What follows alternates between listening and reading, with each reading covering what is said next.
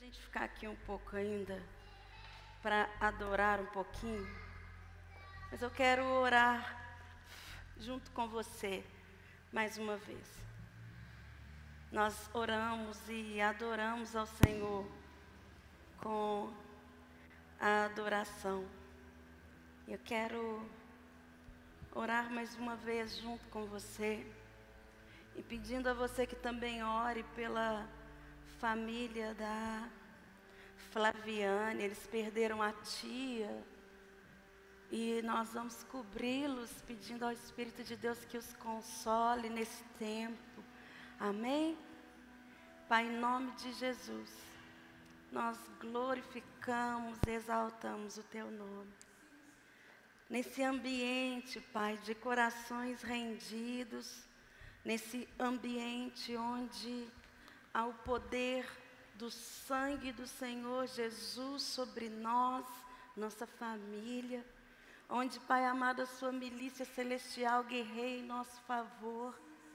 Nós oramos, Deus, pedindo o Teu consolo sobre a família, Pai, dos nossos irmãos. Nós pedimos ao Senhor que os visite nessa hora, Deus, com consolo, com o Teu conforto, Deus, com a força do Senhor vindo, Pai, sobre eles nesse momento, Pai. É o que nós clamamos ao Senhor e pedimos a Ti, Deus, que a Tua palavra ministrada hoje no nosso coração, ela possa gerar mais do que um conhecimento, mas que a Tua palavra em nós, Deus, gere uma atitude, gere uma ação. É o que nós pedimos ao Senhor, pedindo a Ti, Deus, que nada roube a Tua palavra no nosso coração hoje, que a nossa mente, nossos pensamentos, conhecimentos e emoções, nosso coração, se ajuste à vontade do Senhor, que é boa, perfeita e agradável. É o que nós Te pedimos, em nome de Jesus Cristo. Amém. Amém? Você pode glorificar ao Senhor Deus com as suas palmas?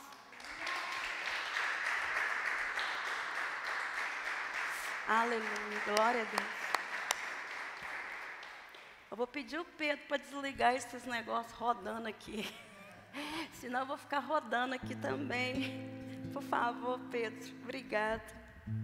Abre sua Bíblia comigo, João, capítulo 6,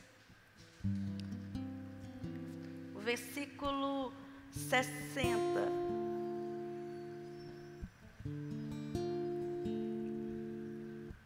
João, capítulo 6, versículo 60.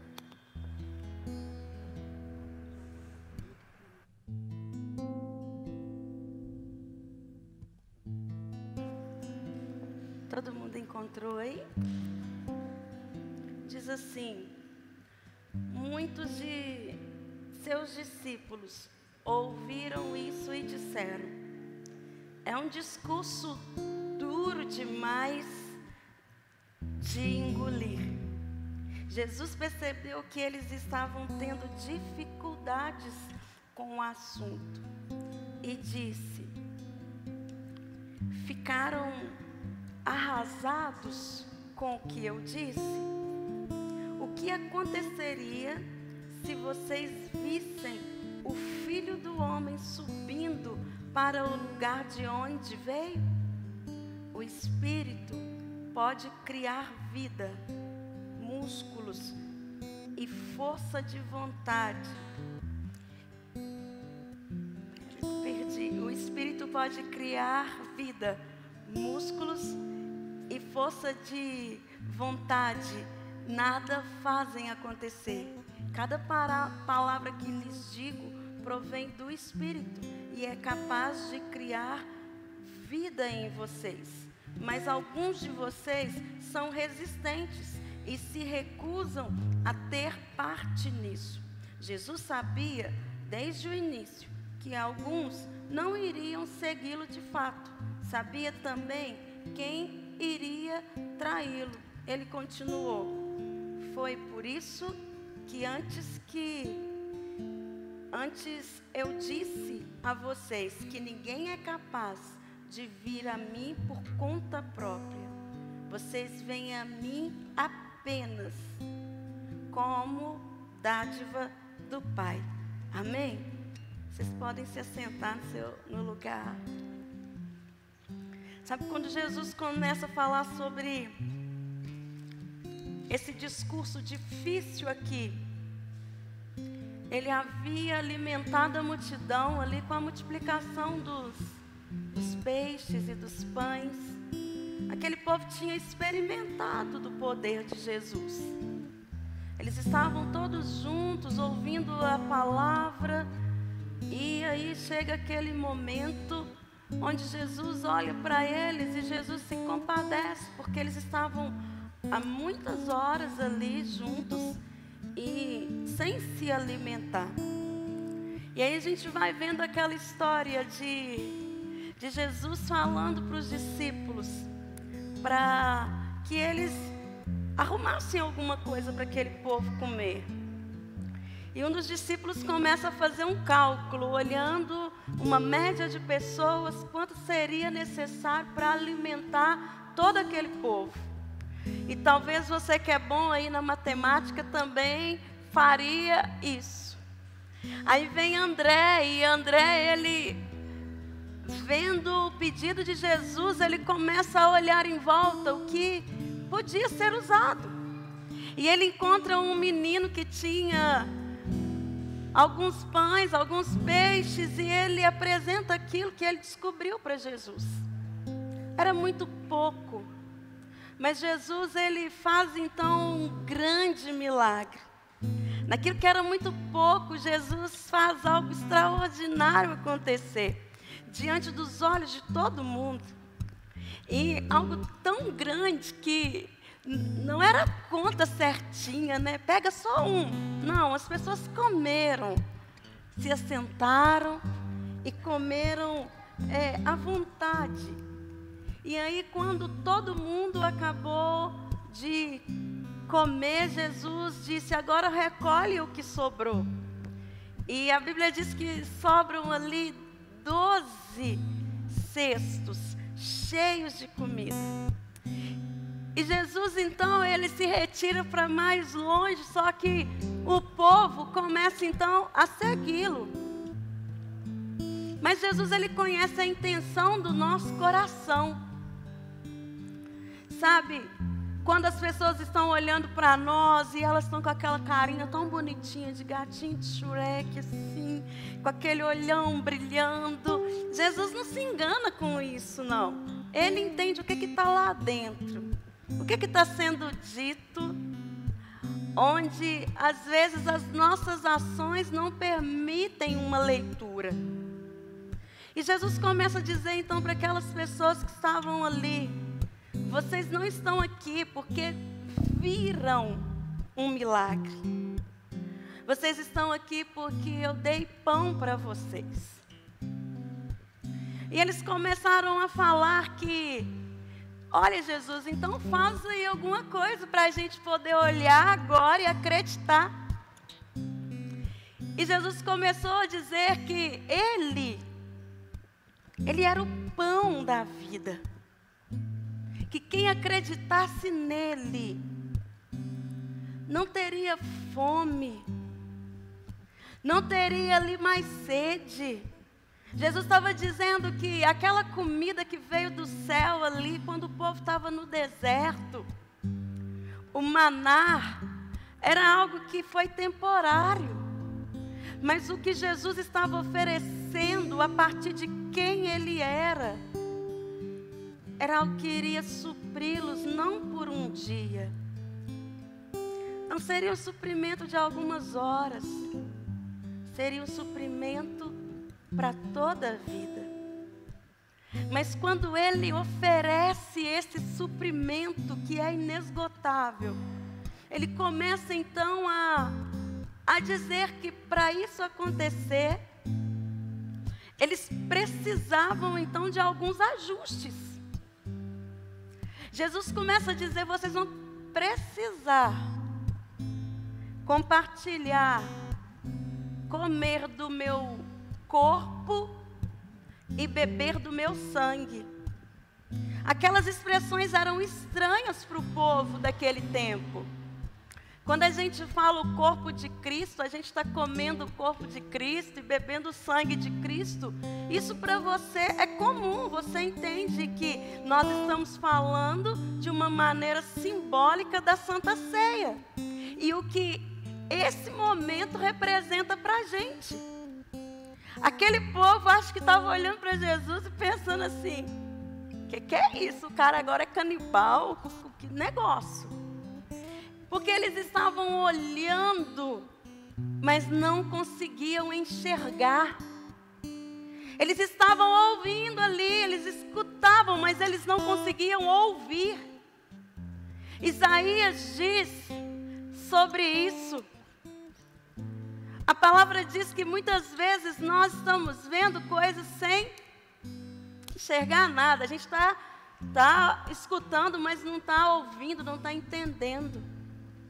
O que Jesus estava dizendo ali naquele tempo, e é o que ele diz, é de uma comunhão, de um entendimento, que entende o que ele veio fazer. Ele veio se entregar para que aqui dentro, e não só aqui na barriga, nós tivéssemos suprimento. O poder do Evangelho é cuidar da nossa alma, que ela consiga ter alimento. É cuidar também do nosso corpo, para que ele tenha alimento, sim. Davi, ele diz que ele já tinha sido novo e agora ele já era velho, mas ele nunca tinha visto um justo mendigando pão. De um Deus que está preocupado em cuidar de nós em todas as esferas que nós temos necessidade. Mas para isso existe um nível de relacionamento, onde Cristo diz que é um relacionamento parecido, igual ao que Ele tem com o próprio Pai, o Deus Todo-Poderoso. Ele fala do Pai, de Deus, e quando ele se refere ao Pai, ele diz: eu e o Pai, nós somos um só. E esse é o desejo do Pai, que vocês sejam um comigo, como eu e ele somos um. É um nível de relacionamento que vai gerar para nós. Sabe quando você tem tanta afinidade com uma pessoa, que só o jeito que ela olha, você já sabe o que está dizendo? Quando a gente era criança, eu não sei essa geração hoje, a geração Nutella não tem. Mas a geração raiz, pensa num negócio, gente. Minha mãe olhava assim, eu já sabia o que era, e o que não ia ser, e o que poderia ser depois. O trem era frenético. Não precisava falar nada não, e não era aquele olhar igual a gente tem que fazer, né? Não, era aquele olhar suave assim, discreto. Irmão, sua alma saía do corpo, você começava a orar. Era esse nível. Essa comunhão vai gerando isso, esse entendimento sem uma necessidade de palavras. Mas quando era necessário também, quantos de nós não levamos boas palmadas em sílabas, né? Isso é porque você me desobedeceu. Não era assim? E a gente já foi para a escola no nível master, né? Quando chegamos ali no português, a gente já sabia sobre sílabas. Porque quando era necessário também havia argumentações. Jesus estava dizendo de estarmos com Ele sem as reservas, que isso nos fizesse ser parecidos com Ele, e compreendendo totalmente a missão dEle, e o que representaria o corpo e o sangue dele. Mas as pessoas que não estavam com o coração aberto, elas não conseguiam identificar aquilo. E aí ele viu que algumas pessoas já não estavam ali mais, não queria nem saber do pão, porque o negócio estava ficando meio estranho. E o que os havia feito se achegar, agora já não era tão bom que os fizesse permanecer. Como diz o pastor Deco, não tem problema nenhum em você vir pelo pão. Não existe problema nenhum você chegar até Cristo por uma necessidade que precisa ser suprida. Mas a questão é, por que você permanece? Era isso que Jesus estava gerando ali no coração, uma resposta interior, sabe, para cada um. Por que eu estou aqui? E eles começam a pesar na balança o que receberiam, porque estavam ali somente para encher a barriga. Mas Jesus estava pedindo que eles fossem totalmente parecidos com quem Ele era. E eles começam a pesar a barriga cheia em ser como Jesus. E aí no final das contas eles pensam assim, nossa, eu vou ter minha barriga cheia, mas vou precisar me afastar de tantas condutas. Eu vou ter que mudar tantas coisas dentro de mim, então eu acho que não vale a pena. A ponto que Jesus olha então para os discípulos que ainda estavam lá. E Ele fala, vocês também estão achando que isso é difícil? Se vocês estão achando que isso é difícil, tchau, pode ir embora. E Pedro, ele, ouvindo tudo isso, ele pergunta, para quem nós iremos? Se só o Senhor, que tem palavra de vida eterna. Vai existir momentos na sua caminhada que o que Jesus fez, que te supriu, que te preencheu. Em algum momento isso vai parecer insignificante diante dos ajustes que estão diante de você, e os seus olhos e entendimentos estão abertos e dizendo, sim, eu recebo o suprimento, Ele cuida de mim, mas em contrapartida Ele está me exigindo muitas coisas. Cada vez que eu estou mais perto dEle, eu sinto uma necessidade de ser mais parecido com quem Ele é. E esse entendimento que se apresenta diante de você, a forma com que você dá resposta a Ele, vai ser fundamental para dizer se você vai continuar ou se você vai parar, mesmo tendo experimentado da provisão do Senhor Deus. Não existe um evangelho sem dores. O evangelho é pautado em dor. A dor de um pai que entrega o seu melhor por uma humanidade que iria rejeitá-lo. O evangelho é pautado em dor. O evangelho ele é escrito em lágrimas. Ele é acompanhado também em perdas.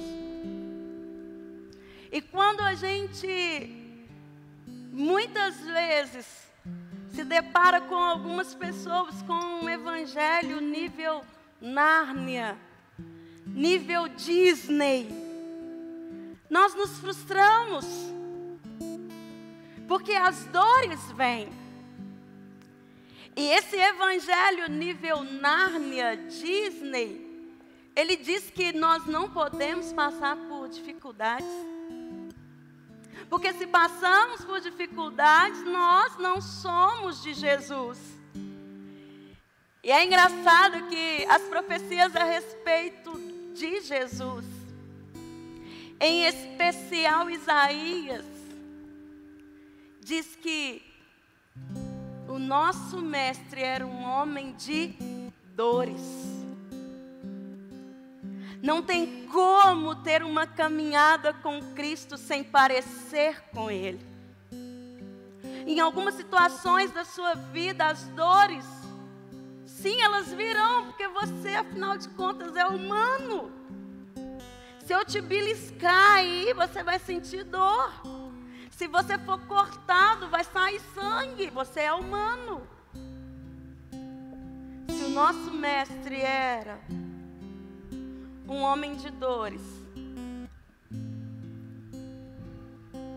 quem somos nós para abandoná-lo quando o discurso fica mais estreito? Quando as cobranças vêm num nível mais forte, sejam dentro de nós ou muitas vezes por outras pessoas.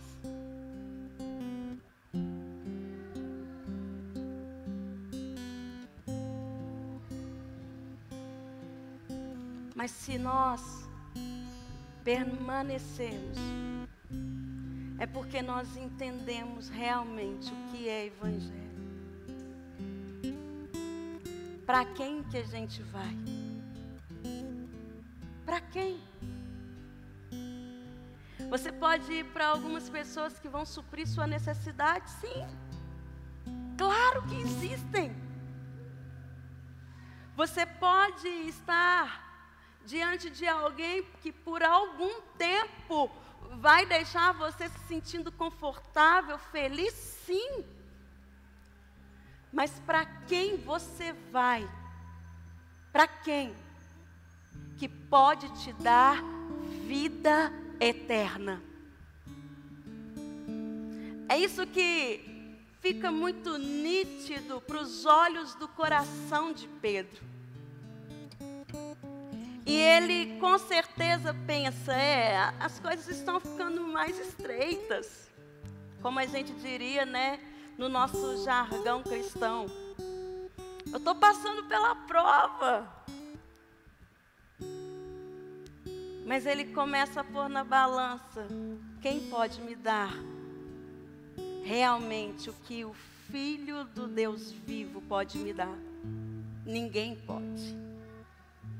Então ele fica.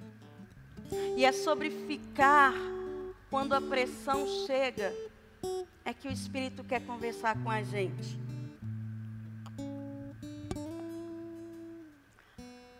Eu quero chamar aqui, deixa eu ver alguém que nem usa óculos ainda. Pastor Daio, o senhor pode me ajudar aqui, por favor?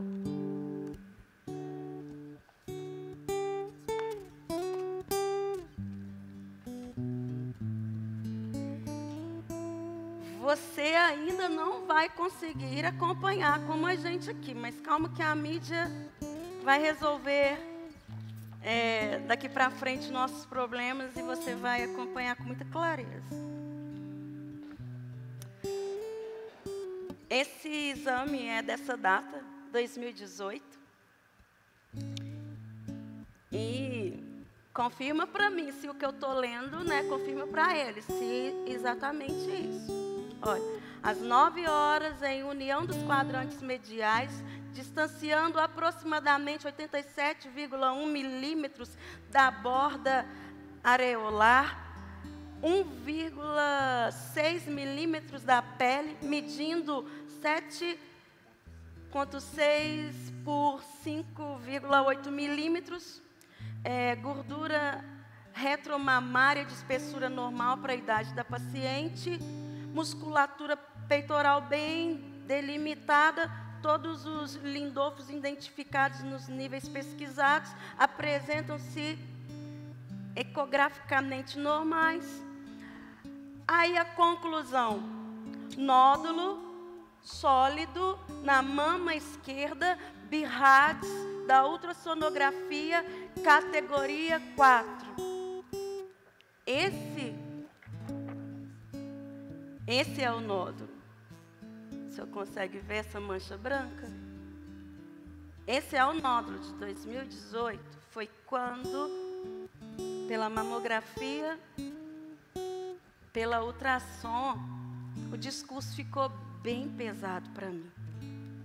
Behards é um dos programas de medição de câncer. Essa escada vai até o 6. Eu estava no 4. Agora, esse é uma biópsia. É uma biópsia aspirativa, que é com uma agulha bem fina, com uma microcâmera, que é introduzida na pele para retirar de dentro disso que eles disseram ser o nódulo, o que estava ali dentro, para falar de como era nocivo ou não. Foi no dia 10 de janeiro de 2019. E aqui eles relatam que, né, localizado às 9 horas da mama esquerda, a medição, tal, e que eles fizeram o procedimento. Aqui está muito bem marcado, né, o nódulo, que foi feito biópsia dele. 2019. Sabe quando começou isso? 2015. Com uma alteração de tamanho da mama. Eu estou com vocês em 2019. Se você ficou porque se sentiu suprido em algum momento, por que você vai embora quando o discurso fica mais pesado?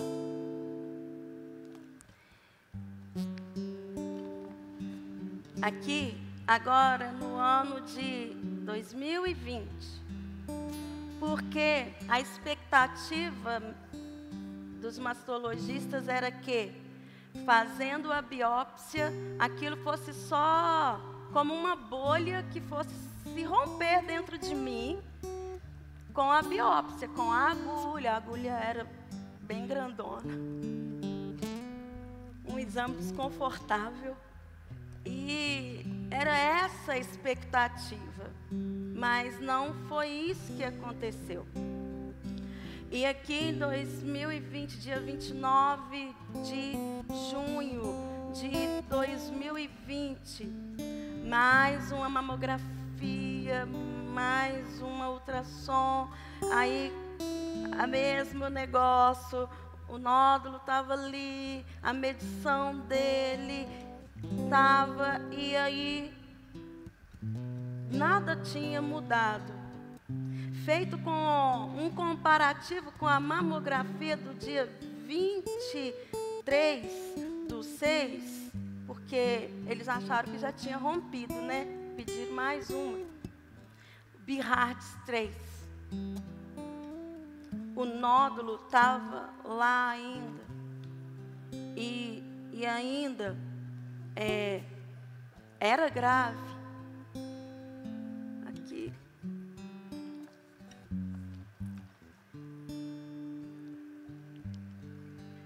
E a gente está em 2020, né? Vamos caminhar? Esse aqui, de 9 de agosto de 2021, desse ano.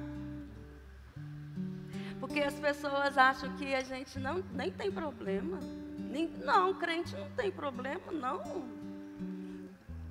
Não tem, né? Você está aqui orando. Quantos anos? 2015, né?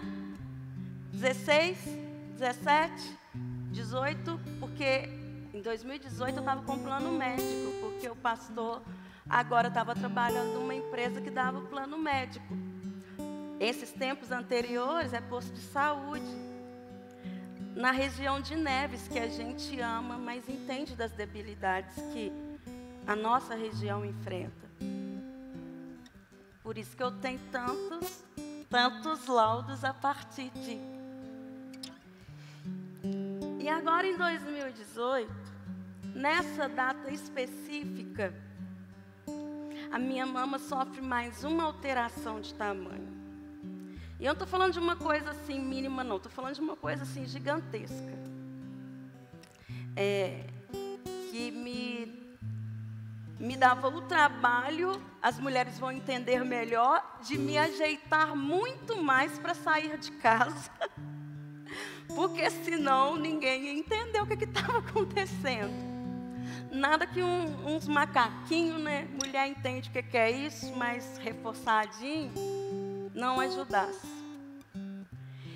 E nessa data eu fui para lá porque houve essa alteração. Junto com essa alteração, a mama esquerda, ela ficou toda vermelha durante uns dias. E próximo ao local onde estava o nódulo, ficou aquela mancha roxo bem escuro, que foi espalhando pela mama. Uma dor insuportável. Eu fiquei 3 dias sem conseguir dormir, sentada no sofá. E aí a gente para, né? Não, a gente não para não, porque a gente não pode parar. Aí a gente fala com todo mundo também, né? Não. Para quem que eu vou? Se eu sei que só o Senhor pode me dar a palavra de vida eterna. Minha mãe está aqui. A senhora sabia disso, mãe? Por quê? Falei, porque eu não quero fazer minha mãe e meu pai sofrer, chorar. Eu sei para quem eu vou, que vai me dar vida. E você precisa aprender sobre isso. Porque nem em todo o tempo da sua caminhada vão ter pessoas para socorrer você. Se existirem isso é muito bom. Mas existem lutas que você tem que aprender a vencer elas sozinha com Deus. E aí eu chego no médico para fazer uma ultrassonografia. Consegui fazer por quê? Porque eu tinha fotografado a mama e eu mostrei a gravidade dela para a atendente. Ela, na hora que viu aquilo, ela falou assim, eu vou conversar com o médico. Porque há todo um critério médico de regras que eles estabelecem. É mamografia, depois a ultrassonografia, para que não se dê laudos desconexos um do outro. E o meu caso era um caso especial. A minha guia de pedido vinha especificando que era uma ultrassonografia e entre parênteses assim, né? Estava escrito lá assim, N63, Bihards 3. E eu sou curiosa, eu gosto de entender o que está acontecendo. E quando o médico, eu cheguei para fazer esse exame na segunda-feira, minha mama tinha estourado. Ela estava tão inchada que ela rasgou. E eu via os furos, os buracos assim, que foram se juntando, e aí ficou um buraco assim, notável. E começou a jorrar um líquido melado, como uma baba, e sangue, e pus, e essa baba. O médico ainda falou, olha, a única alternativa que você tem é sentir dor, porque eu preciso passar o aparelho por cima. Eu já estava com os dentes assim travados, né? Por isso que o doutor Alexandre pergunta, por que esses dentes quebram? E feito aqui o exame, aí a gente vai, nota-se que em quadrante inferomedial, próximo ao osso externo, observa imagem nodular heterogênea de conteúdo liquefeito, de contornos irregulares. Quando eu fiz a biópsia, o contorno regular Pode sim ser um câncer, sim, é mais raro. Todo câncer, ele tem como veias assim que vão estendendo, então ele tem uma forma assim, semelhante à estrela, que tem pontas, porque já está abrindo, espalhando pelo corpo. Os contornos não eram mais regulares, era irregular e imprecisos, que é exatamente isso que eu expliquei para você. E agora, quanto que mede, pastor? 2,7 de 8,7 por 5,8. Vocês que entendem de números, cresceu muito?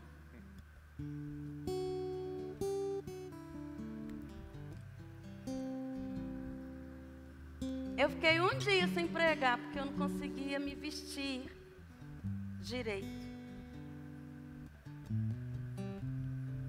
Eu estava aqui. Eu não compartilhei com ninguém. Porque quando o discurso fica pesado, o que você vai fazer? Correr? Ou você vai meter as caras e dizer, não, eu sei, não tem lugar para eu ir não, porque é só o Senhor que tem palavra de vida eterna. Dia 9/8, segunda-feira. Na sexta-feira daquela semana, aberta, porque eu estava com um aberto aqui. Eu fui lá para o Rio de Janeiro. Eu falei com o pastor, se eu conseguir me vestir, eu vou. E eu consegui. Tomando um monte de anti-inflamatório que a mastologista havia passado. A gente foi para o Rio, fiz todo o processo que vocês que terão o privilégio, porque é um privilégio, passar por esse evento, farão. E minha medicação havia terminado na sexta-feira de noite, quando a gente estava chegando lá no Rio. E eu confesso que eu não sentia aquela dor, eu sentia um incômodo, mas que não era suficiente para parar a minha vontade. Nas raras vezes que nós tivemos a oportunidade de parar, eu tirei os algodões, que eu tinha colocado muito algodão, porque estava escorrendo, espesso. E eu já estava com a roupa como eu gosto de usar, larga, escura. Então aquilo já me favorecia. E com o costume da Assembleia de Deus, eles dizem combinação, né? Mas assim, é uma camisetinha que a gente tem costume de usar por baixo. Na Assembleia falava que era combinação. Então deu para fazer. E eu já tinha que vir de lá para levar tudo para a médica e para continuar as coisas. E quando consegui ir à médica, ela pede novamente toda a bateria de exames que é necessário fazer. E eu já estou com esses exames aqui, eu já sei do resultado deles. Tem quase 2 semanas. Já tem um tempinho, porque eles são do dia 3 de setembro de 2021. Só que eu queria levar para a médica. E eu falei com o Fá assim, não, esperar. Eu quero ouvir da médica, depois eu me pronuncio. E esse é o exame dessa data.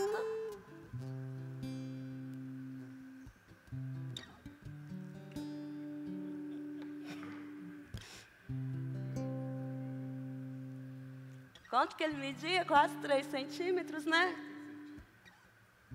É uma coisa que dá para notar, né? ao resultado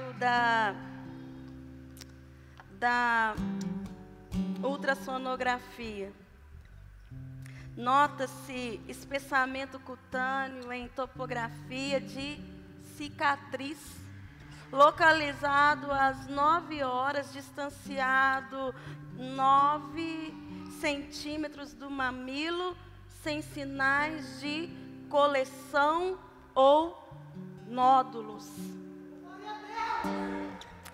O nódulo desapareceu. Desapareceu.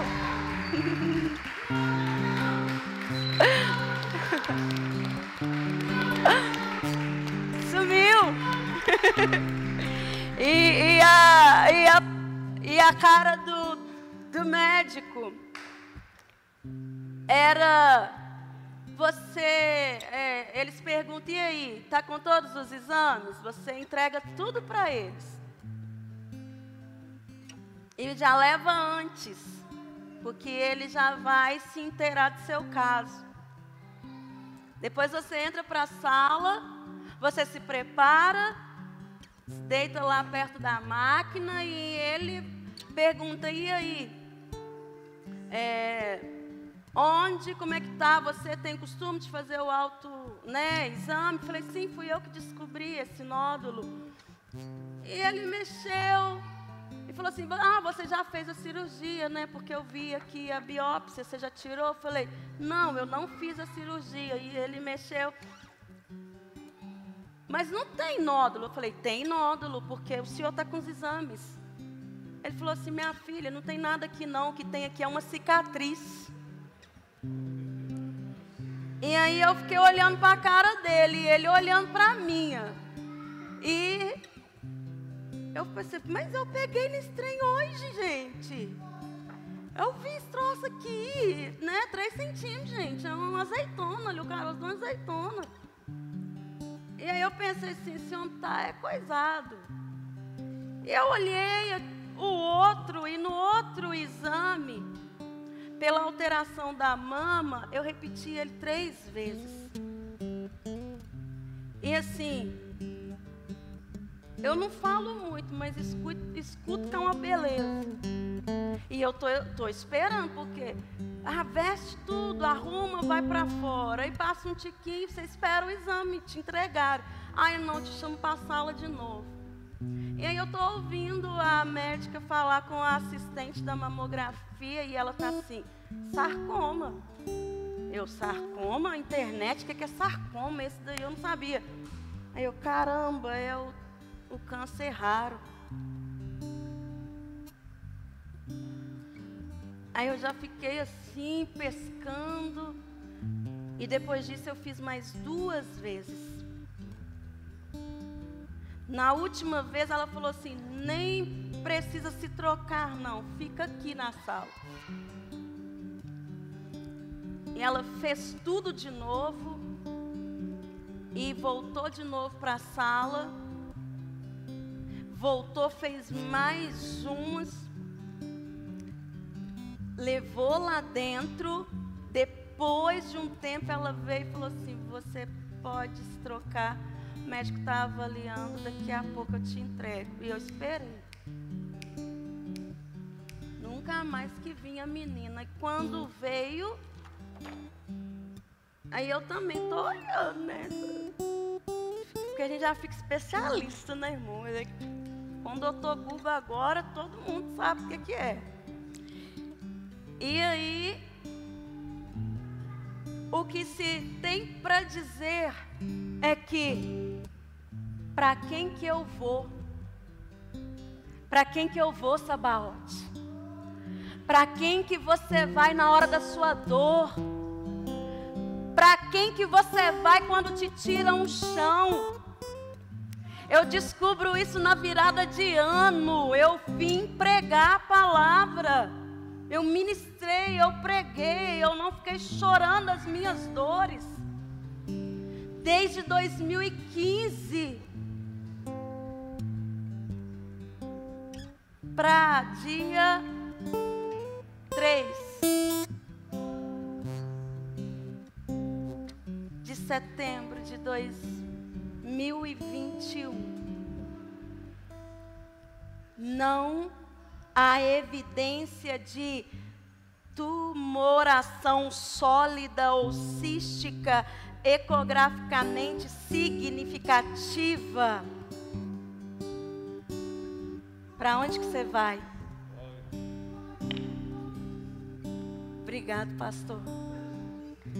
Você quer falar de dor que te faz parar, que te faz largar a Cristo? Você quer falar das suas picuinhas com irmãos?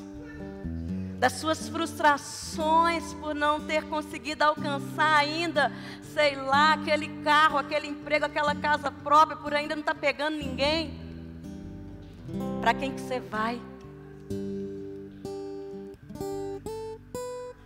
Quando eu saí do consultório em 2018, a conversa do médico era: de onde você é? Eu falei: sou do Pedra Branca. Ele: isso é onde? Neves. Ele: nosso Deus. Mas você tem plano de saúde? Eu falei: tem. Ele: então vai fazer essa biópsia depressa. Vai tratar depressa. O Lucas não tinha 1 ano de idade ainda.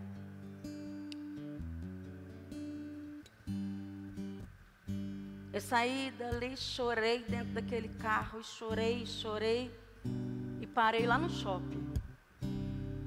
Porque eu tinha que comprar uma blusa para o pastor passar a virada de ano. Voltei para casa, fui fazer as minhas coisas.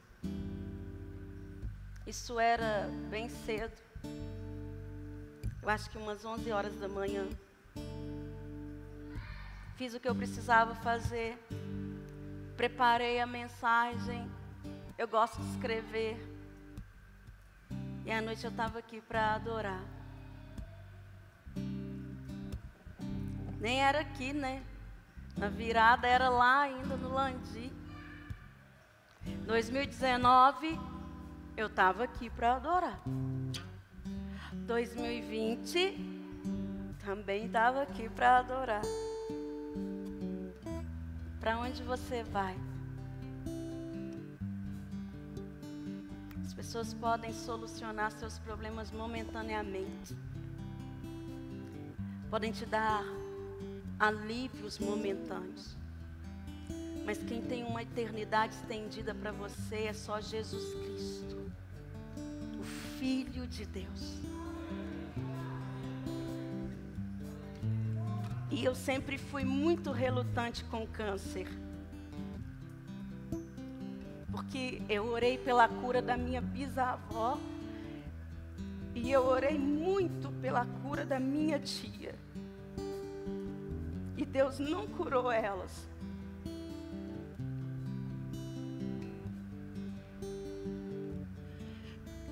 E ainda que por muitas vezes eu não tive coragem de dizer a minha insatisfação para Ele, Ele sabia. E quando eu descubro isso, eu falei: oh Deus, vai ser até bom, sabe? Porque assim, quando a pessoa está moribunda, todo mundo tem dó dela, não valia nada, mas agora ela presta. Porque todo mundo é bom na hora que morre. Eu falei assim: já sei o que eu vou fazer. Vou fazer aquele culto, eu vou pregar pra caramba, vou fazer aquele apelo, vou chamar todo mundo, porque assim, eles não vão negar o convite de uma moribunda para ir na igreja. E eles vão aceitar o Senhor. Já é. Dentro de mim já estava resolvido. E quando lá dentro do consultório, ali no centro, fazendo a mamografia, e eu escuto sobre aquilo e vou olhando como é, né? E vendo assim, olhando meus exames, falando: não, tudo a ver. Obrigada. Eu fui lembrei do João, eu lembrei do Lucas, eu lembrei do Fá, né, do pastor.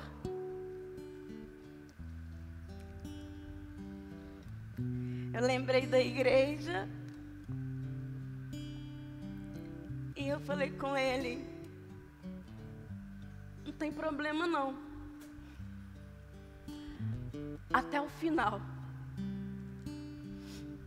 Eu vou pregar e eu não vou mudar meu discurso por causa da dor. Porque eu confio no Senhor.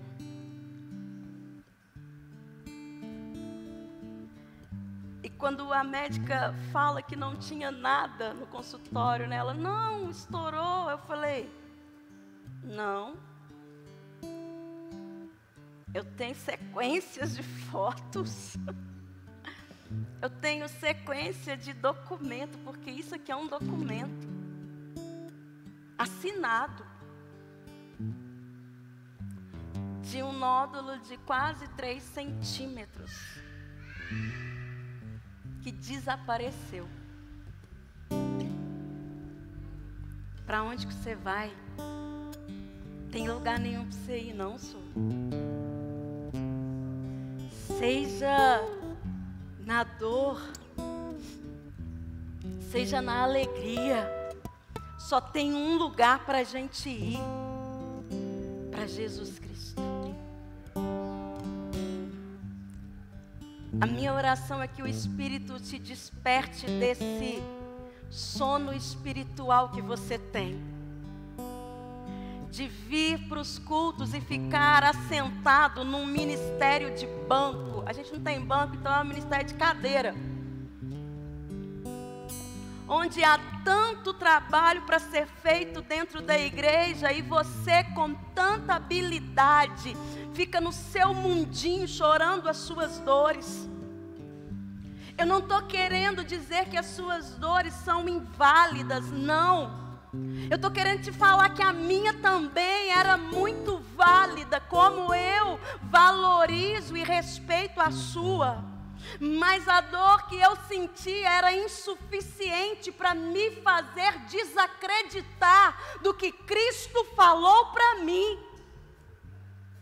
Está na hora de você levantar esse bumbum dessa cadeira, sair desse cristianismo raso, frio, morno, que é o pior.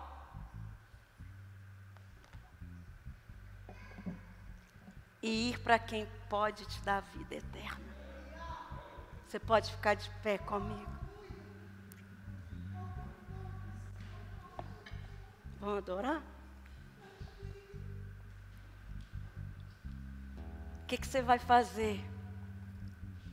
Está pesado, pastora. Está apertado. Eu não concordo com a senhora, não concorda comigo não, só concorda com Cristo.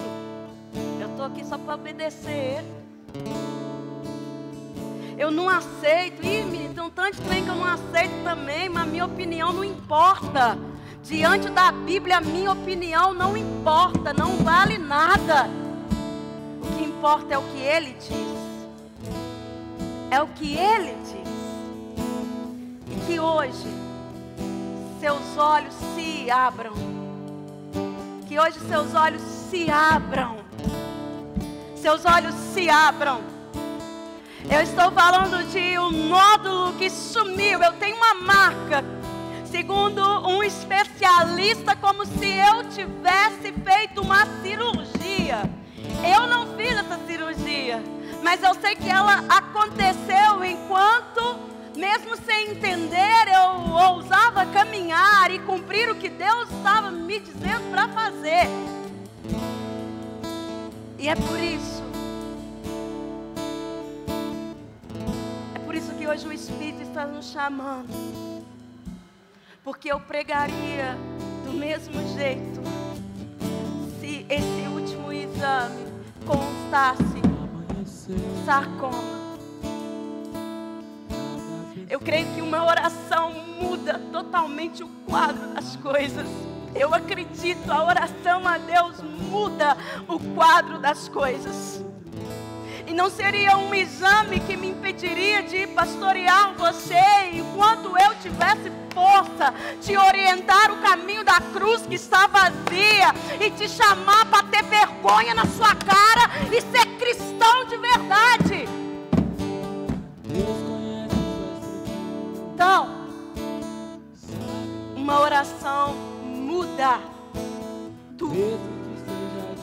Uma oração muda tudo.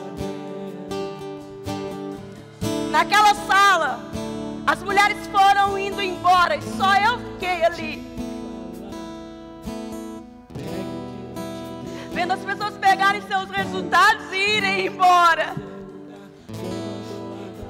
E eu me lembrei do que pra mim era perder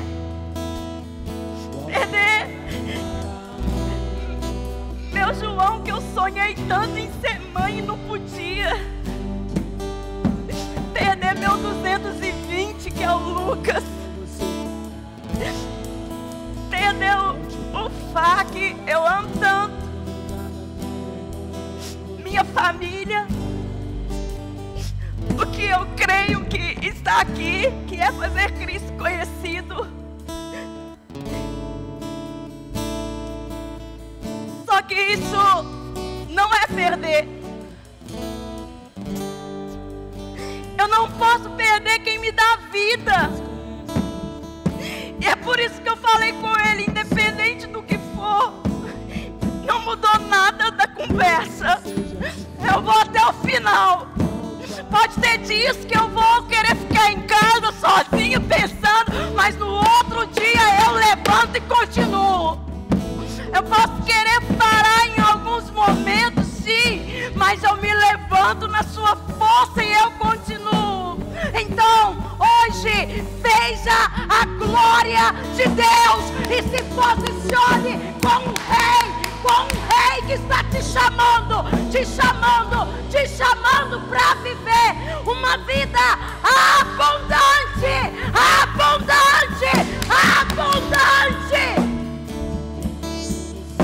Larga suas picuinhas, larga tudo isso e vai ser cristão, vai seguir a Ele.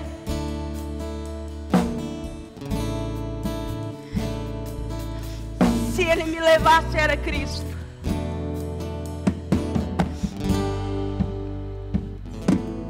E se Ele ainda não me levou, é Cristo.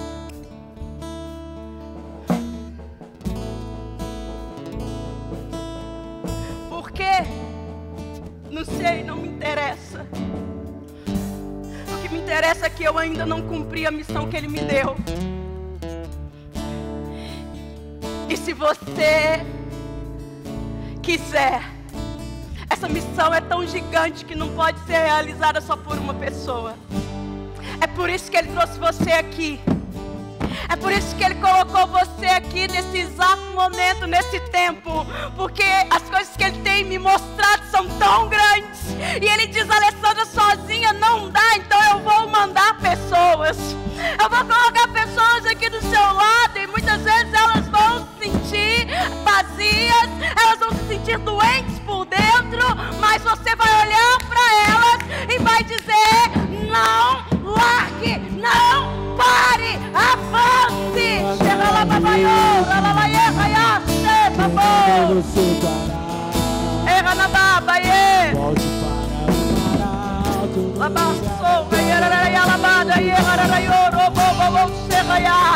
Quem mandou largar a rede?